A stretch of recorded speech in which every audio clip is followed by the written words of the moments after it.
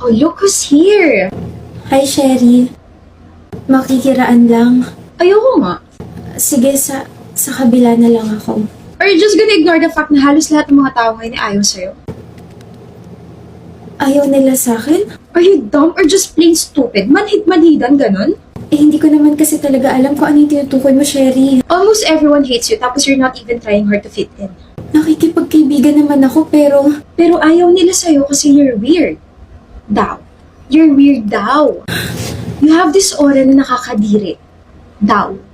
Nakakadiri daw. Alam mo ba yun? Parang kahit walang ginagawa sa isang tao, makita mo pa lang siya, maiirita ka na, masusuka ka na, tapos parang gusto mo na siyang sakalin.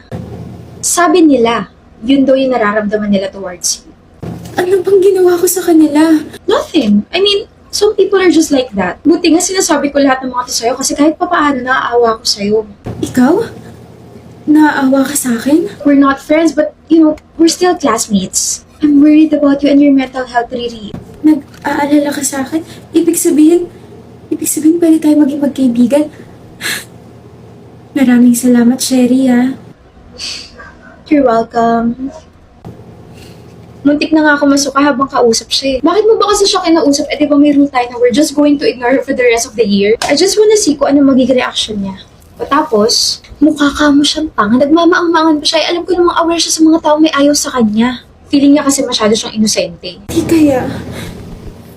Hindi naman ako aware. Alam mo ba, nung sinabi ko na I'm worried about her, nagningning bigla yung mga mata niya na parang nakahanap bigla siya ng kakampi. Utong-utong si Kawawa not knowing na sa akin galing lahat ng mga rumors tungkol sa kanya. Speaking of rumor, wala ka bang bagong rumor na pwede ipagkalat dyan? Yung malala ha, yung tipo lalo siyang panditerihan, lalayuan tapos malay mo, saktan na siya physically. Matagal ko na itong pinag-iisipan.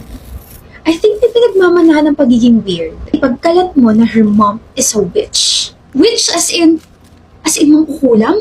Yes! Mangkukulam. Uy, gusto ko yan!